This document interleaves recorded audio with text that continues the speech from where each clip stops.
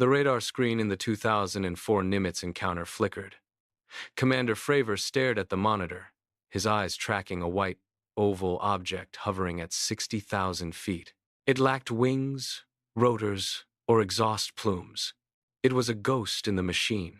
Fravor banked his F.A-18 toward the target, closing the distance.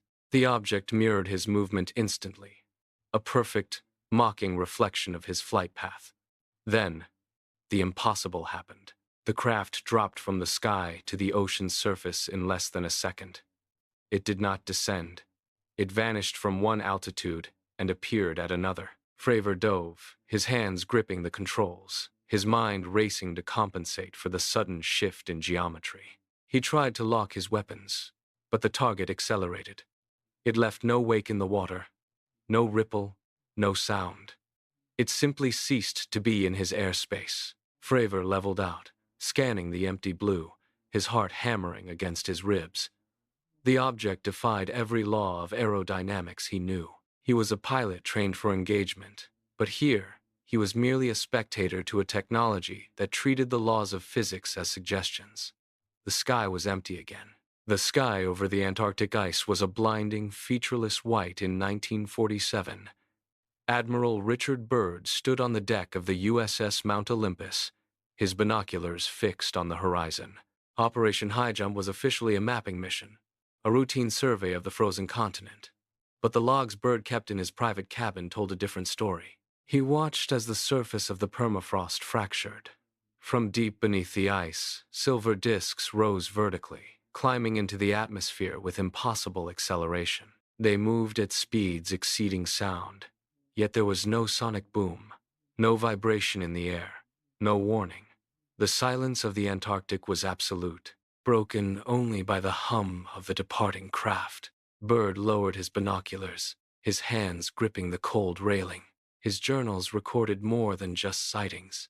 They detailed the architecture of a subterranean civilization untouched by time. He wrote of sprawling cities buried under miles of frozen earth, glowing with a light that did not come from the sun. When he returned to Washington, the reality of what he had witnessed was stripped away. His notes were promptly sealed, his testimony buried under layers of classified bureaucracy. The map he had been sent to draw was never meant to show the truth of what lay beneath the ice. Albert Bender sat in his office in 1953, the air thick with the smell of old paper and ink. He had spent years compiling a dossier on UFO sightings, connecting the dots that others refused to see. His desk was buried under maps, witness statements, and grainy photographs. Then, a sharp knock echoed at his door. He looked up, expecting a colleague, but three men entered without waiting for an invitation. Their skin appeared translucent, almost gray, stretched tight over bone. They did not raise their voices or threaten him with weapons. They simply walked to his desk and placed a single hand on the stack of files. The pressure of their touch felt cold, heavy, and absolute. They spoke in low, rhythmic tones, stating that his research was finished and that he would stop looking. Bender struck a match and watched his life's work curl into ash. He never published another word. In December 1980, the air in Rendlesham forest grew heavy, vibrating with an unnatural static that made the skin prickle. Airman Burroughs pushed through the dense undergrowth, his flashlight beam cutting through the gloom. He stopped abruptly. A triangular craft sat lodged between the pines, its surface pulsing with a rhythmic, deep blue light that seemed to breathe. The forest floor around the object was silent, devoid of the usual nocturnal sounds. Burroughs took a step forward, the static charge pulling at his hair and skin. He reached out, his hand trembling as he brushed his fingers against the hull. The metal felt neither cold nor warm. It vibrated with a frequency that traveled straight into his bones. Instantly, a torrent of binary code flooded his vision, rows of ones and zeros scrolling behind his eyelids in a blinding white light. He gasped, stumbling back. He scrambled for a notepad, his hand shaking as he sketched the geometric patterns etched into the shifting surface. The craft hummed, the blue light intensifying until it became a solid wall of brilliance.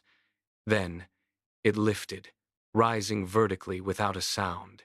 It vanished into the canopy. At the Roswell site, A farmer walked the perimeter of his field until his boot struck something metallic. He knelt, pulling a jagged piece of foil-like material from the dirt. It felt lighter than paper, yet it possessed a strange, stubborn resistance when he tried to bend it. He crumpled the material into a tight, dense ball, his knuckles white with effort. He released his grip, and the metal instantly flattened itself back into a perfect, seamless sheet. There was no crease, no mark of stress, no sign that it had ever been manipulated. He pulled a match from his pocket, struck it, and held the flame directly against the surface. The fire died instantly, starved of oxygen, leaving not a single trace of soot or heat. The material remained cool to the touch, indifferent to the flame. He stood, turning the object over in his hands, sensing the weight of something that did not belong to the earth. Before he could move, the sound of heavy engines broke the silence. Headlights swept across the field, cutting through the pre-dawn mist. Men in uniform swarmed the area, moving with practiced, cold efficiency. By sunrise, the field was empty, the debris vanished, and the farmer was left with nothing.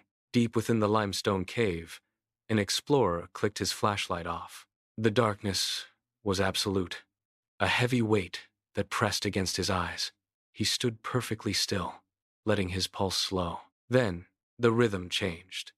A low, calculated scraping sound echoed from the tunnel ahead, like heavy scales dragging over jagged rock. He fumbled for his light, his fingers slick with sweat, and clicked it back on. The beam cut through the damp air.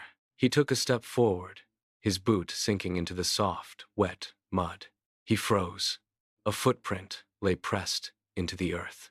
It was deep, jagged, and marked by 3 distinct, elongated claw marks that tore through the sediment. He swung the light toward the sound, catching a flicker of movement, a shadow darting behind a towering stalagmite. He turned, his boots pounding against the stone floor, and ran toward the distant, fading light of the entrance. High in the Ural Mountains, the air was thin and bitingly cold. A miner knelt by a sluice, his hands moving with rhythmic, practiced motions. Through a pile of wet gold dust, he sifted the heavy sediment, watching the water wash away the lighter silt. His fingers brushed against something that did not belong.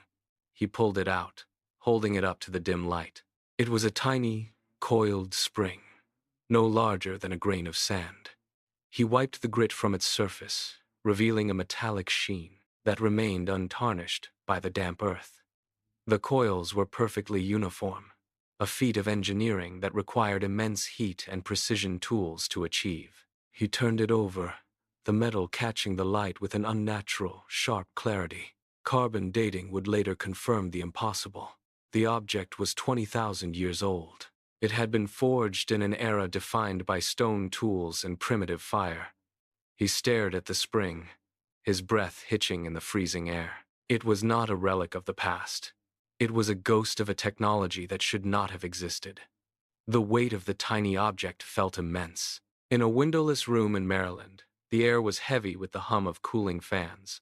A remote viewer sat in a chair, his eyes closed, his hands resting flat on the table. He began to speak, his voice low and steady.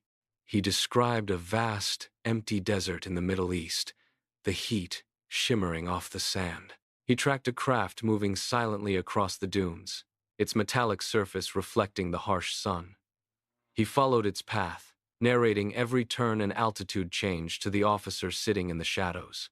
The craft approached a restricted base, its movement precise and controlled.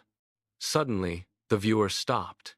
His breathing hitched. Craft descended, hovered, then spun, its belly a lens. Eyes flared, mind invaded, a chilling dread. Monitor screamed. Heart rate spiked wildly. He saw it watching back. Silence. Deep within the ice caves of Whistler, the silence was absolute, a crushing weight of frozen time. Ancient ice wall, dull thuds echo. He chipped ice, it cracked like glass, and slid it under the lens of his microscope. He adjusted the focus, the light from the lamp cutting through the gloom. Crystals pulsed, then life bloomed. Sub-zero dark, bodies glow, feeding on ancient ice minerals. He watched them drift, their existence a defiance of every biological rule he had been taught. Life endures deep Earth's cold silence. It can thrive anywhere. Cosmic cradle teems with life. Microscope light casts shadows. Hidden shadows pulse. We seek stars, find Earth's secrets.